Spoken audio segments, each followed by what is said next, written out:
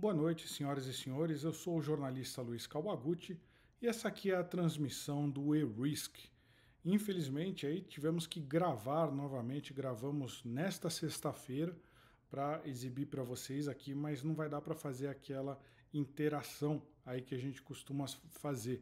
Tivemos dois problemas aí. O Ricardo está sem energia elétrica na casa dele e eu combinei de gravar aí um programa com a Jovem Pan. Inclusive, depois aí trago mais informações sobre isso, mas deve passar aí no sábado à tarde. Estamos falando também sobre Israel, é o programa Linha de Frente. Bom, mas falando aqui sobre o que está acontecendo. Vamos atualizar sexta-feira, dia 13 de outubro, o que está acontecendo. A gente tem pelo menos aí 1.300 pessoas mortas do lado de Israel, 1.300 vítimas israelenses, cerca de 1.500 vítimas palestinas aí na faixa de Gaza. A gente tem um conflito que, por enquanto, houve aí um ato de terrorismo horroroso no sábado passado, que todo mundo viu aí quantos os milhares de militantes, milhares de terroristas do Hamas entraram em Israel, mataram muitas vítimas, já estão se falando aí mais de 1.300 pessoas morreram. E agora a gente está vendo uma escalada do que pode ser a retaliação dos israelenses em relação aos militantes, aos terroristas do Hamas. A gente viu tropas, cerca de 300 mil tropas estão concentradas na fronteira da faixa de Gaza. Israel deu um ultimato para o Hamas e também deu um alerta, está jogando folhetos de propaganda e está fazendo divulgar aí que os cidadãos da Palestina, principalmente do norte da Palestina, saiam da região e vão para o sul da Palestina. A gente está falando de uma área que abriga de mais de 1 milhão de pessoas, 1.100.000, segundo dados aí divulgados pela BBC. Então, muita gente chegou a falar que isso seria uma espécie de êxodo, ou seja, em 1, 2 dias você fazer uma movimentação de mais de 1 milhão de pessoas seria quase impossível.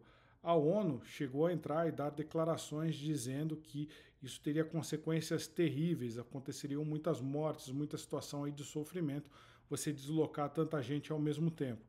Enquanto isso, estão acontecendo aí alguns ataques israelenses, mas de pequena proporção, provavelmente ataques de forças especiais que estão acontecendo dentro de território de Gaza já. Mas não dá para descartar que nos próximos dias comece a invasão terrestre e, notoriamente, lá na região norte da faixa de Gaza. A gente tem uma série de questionamentos. O Ricardo vai falar em seguida que ele também gravou um vídeo, inclusive, claro, muito mais profundo aqui que o meu. Eu estou dando apenas uma situação de última hora para quem não acompanhou aí ontem e hoje os últimos desenvolvimentos. E o Ricardo já fala agora em seguida sobre as consequências estratégicas, ou seja, a análise de cenário, a análise de risco, como que isso pode impactar mundialmente, por exemplo, no mercado energético, por causa da questão do petróleo, nas cadeias logísticas. Então, pode ter um impacto muito grande internacionalmente. A gente tem aí, além disso, provavelmente, aí, muito possivelmente acontecendo no fim de semana, uma escalada maior de ataques israelenses à faixa de Gaza. A gente tem o Hamas falando para os moradores da faixa de Gaza ignorarem esse pedido, na verdade, esse ultimato de Israel para que os cidadãos deixem suas casas e vão em direção ao sul, mas a gente pode ter aí realmente uma escalada da violência muito em breve. Em paralelo, cenário internacional, a gente teve o envio de um segundo porta-aviões americano, zarpou de Norfolk, nos Estados Unidos, nessa sexta-feira e está em direção ali ao leste do mar Mediterrâneo. Então a gente vai ter 2 porta-aviões nucleares, não só o porta-aviões, mas os seus navios de escolta, que são uma série de cruzadores e destroyers com capacidade de lançamento de mísseis guiados, né? Então é uma força muito poderosa que está ali. Por que os Estados Unidos está mandando o segundo porta-aviões? Uma coisa também que o Ricardo vai lembrar daqui a pouquinho, a gente não sabe exatamente como que está o programa nuclear do Irã. Então, provavelmente a gente tem essa força americana aportando ali, aportando não, ficando na costa, ficando próximo da costa israelense, como uma medida de dissuasão. Não dá para ter certeza se o Irã tem de fato o apetite de enfrentar Israel. O que os Estados Unidos está fazendo ao enviar esses navios é não enfrentem Israel, porque podem enfrentar os Estados Unidos também. E se você tem Estados Unidos entrando em contato com o Irã, entrando em confronto com o Irã, você tem uma chance aí de alastramento desse conflito de uma forma de proporções muito grandes. O que a gente, as próximas horas, os próximos dias, devem ser bastante decisivos do que vai acontecer nesse conflito. Há uma possibilidade muito grande. Israel está falando que o objetivo é acabar, dizimar com os terroristas do Hamas. Esse vai ser o objetivo israelense. Então vai ser, a gente não sabe se além desse objetivo tem o objetivo de anexação de terras também.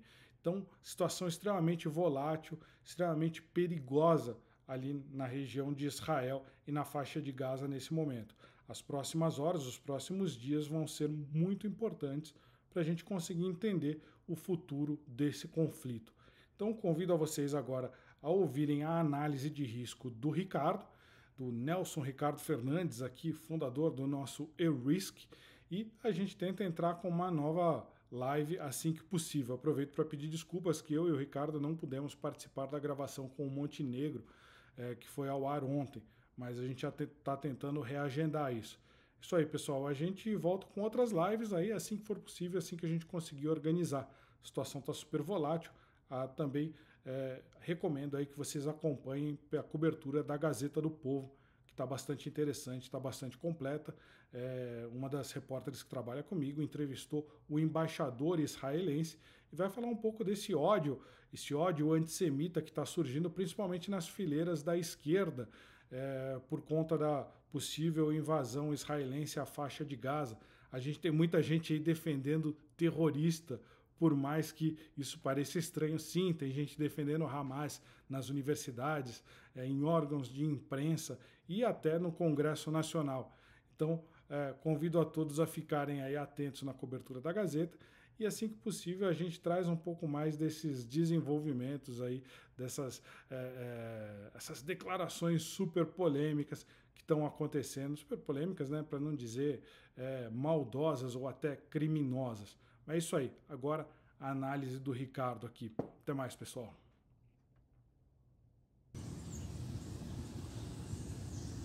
Tá gravando. Olá, mais um dia aqui falando sobre os conflitos e falando que está na mídia agora em moda, o famoso conflito que já vem se arrastando de anos e mais anos, de Israel com o Hamas e agora com o Hezbollah também entrando. As grandes questões aí que não se para pensar, você acaba pensando micro no conflito, você tem a mídia chamando a atenção para as mortes dos dois lados, mas o grande ponto são as grandes questões geopolíticas. A última vez que você teve um grande conflito ali na região de Israel, você teve os Estados Unidos e o Ocidente dando apoio a Israel, e ao mesmo tempo que isso aconteceu, os países árabes decidiram retalhar com a produção de petróleo, e aí deu origem à crise do petróleo, com impacto para o mundo inteiro, para a economia dos países do mundo inteiro.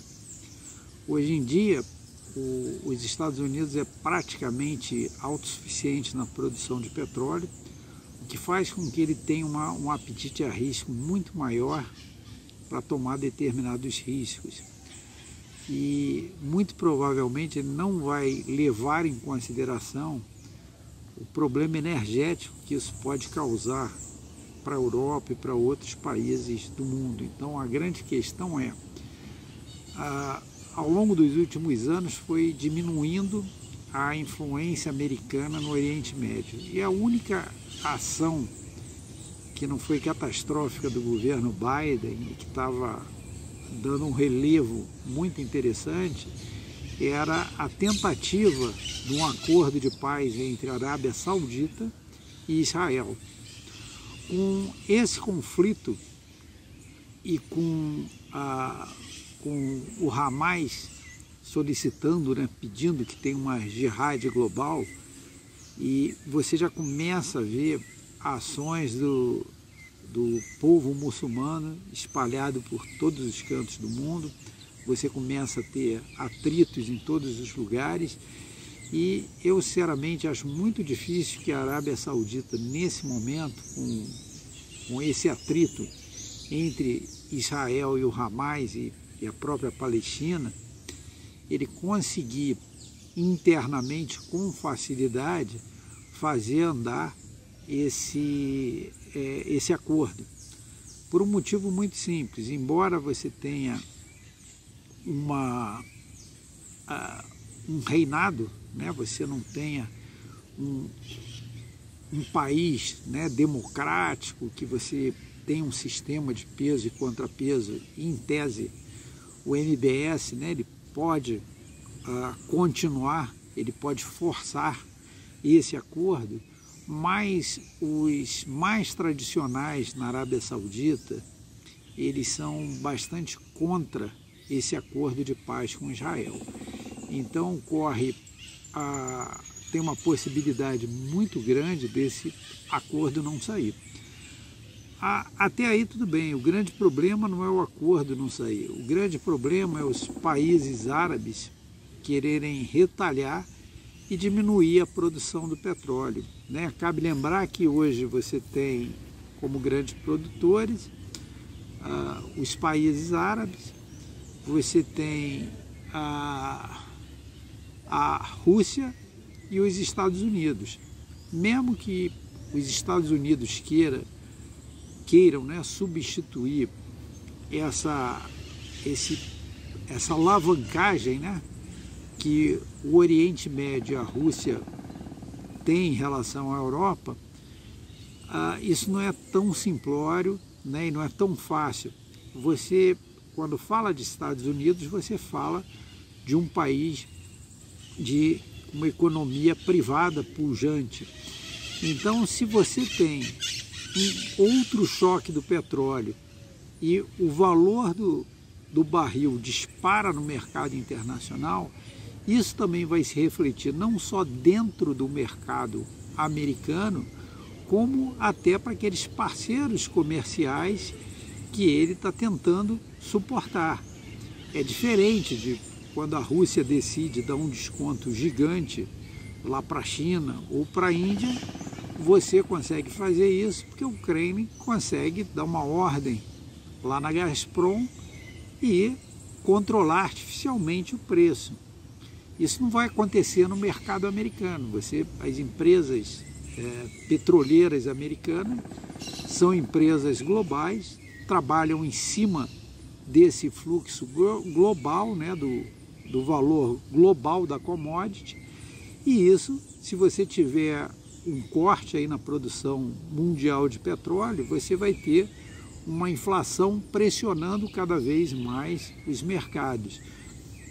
Hoje a gente vê nitidamente a dificuldade da Alemanha em controlar seus indicadores financeiros, né? Um aumento de custo de produção muito grande desde que ela parou de receber energia, né, da Rússia e teve que importar essa energia dos Estados Unidos. Teve um aumento bastante significativo. Alguns modelos de negócio na Alemanha estão sendo repensados por conta até desse aumento de valor. Então isso vai ser uma componente muito complicada aí para a União Europeia e para uma série de outros países que dependem de petróleo, países que estão com uma alavancagem financeira muito grande, com dívida em dólar muito grande. Vai ter muito provavelmente uma volatilidade maior do dólar no mercado, no cenário internacional. Você também vai ter problemas referente ao aumento inflacionário de uma série de outros produtos, porque, vê bem, para você colocar uma economia rodando, você precisa de energia e você precisa de movimentação das mercadorias, dos produtos. Então, para essas duas coisas, você invariavelmente vai precisar de petróleo. Então, se o custo do petróleo, se o barril de petróleo aumenta todo o custo na cadeia produtiva. É diferente que se aumentar o preço do caviar. Você não tem um impacto generalizado no mercado, mas se você aumenta o custo da energia, você tem um impacto generalizado no mercado. E aí os países que já estão com nível de inflação alto, isso tende a se agravar. Essa complexidade, ela aumenta bastante. O outro lado, que é o lado de Israel, ela está vendo uma oportunidade de, uma vez ela controlando a situação, ela controlando o Hamas e controlando aqueles territórios, ela fazendo uma invasão terrestre, embora exista um custo muito alto a ser pago quando você decide, né? Uma coisa é você mandar caças, bombardear, jogar mísseis, foguetes, outra coisa é você utilizar uma invasão maciça, você colocar gente no terreno, né? E ainda não só invadir, mas ter que manter essa área sob controle. Ela sabe que ela vai ter perdas muito maiores, que é um pouco mais difícil de vender isso para a opinião pública interna, mas tendo em vista o modus operandi do Hamas e o impacto que isso deu na opinião pública interna, isso dá quase uma carta branca para o Netanyahu agir. Ele tem liberdade de manobra, ele tem liberdade para agir.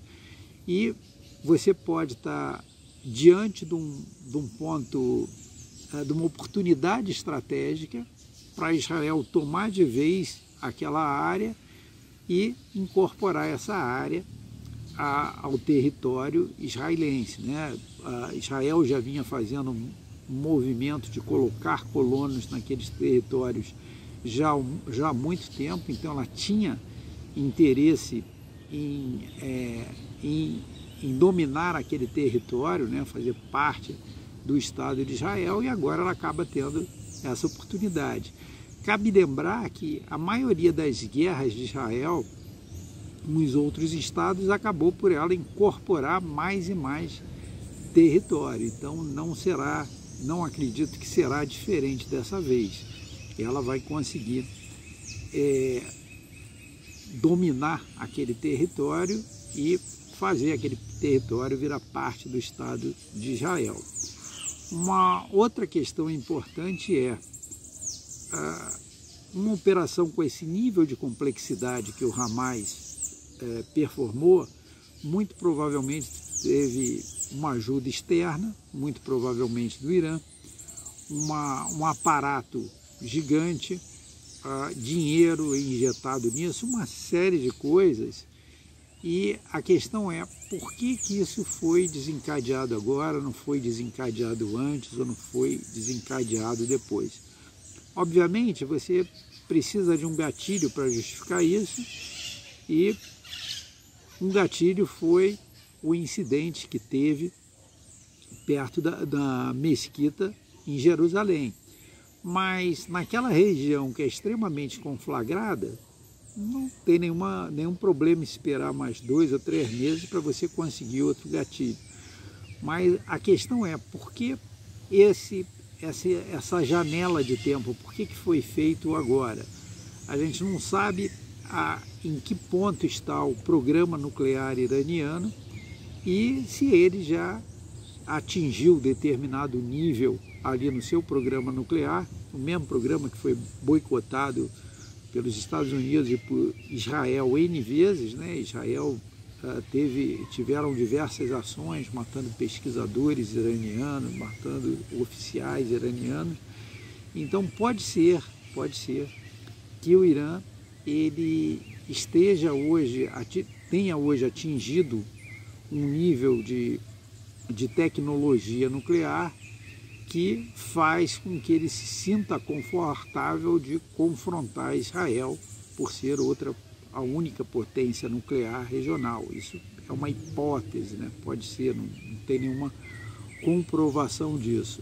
Outra coisa é, há mais ou menos um mês atrás, o Irã fechou um acordo e havia recebido um esquadrão russo de caça. Você tinha uma diferença de superioridade aérea muito grande de Israel para os outros países na região, né? Provavelmente, não estou dizendo que ele tenha uma superioridade aérea em relação a Israel, mas provavelmente ele passa a ter uma situação um pouco mais equilibrada nessa parte aí aérea. Então, acho que é importante acompanhar o que está saindo, o que está aparecendo, mas mais importante do que ter essa visão tático-operacional é conseguir ver esses grandes direcionadores. Por exemplo, Zelensky pediu N vezes ajuda a Israel e não conseguiu obter essa ajuda de Israel, ou teve, mas de uma forma bastante tímida, justamente porque você tem uma quantidade de russos muito grande que moram em Israel. Então, ninguém quer, o Netanyahu, né, e nenhum outro político israelense quer pegar esse problema, né? Não tem interesse em si em que aumente esse desgaste na opinião pública interna. Até vale lembrar que Netanyahu, até muito pouco tempo atrás, estava envolvido num problema aí de corrupção e atualmente está com uma rixa interna muito grande com o próprio Poder Judiciário. Então, ele não tem interesse em ter mais problemas internamente em Israel.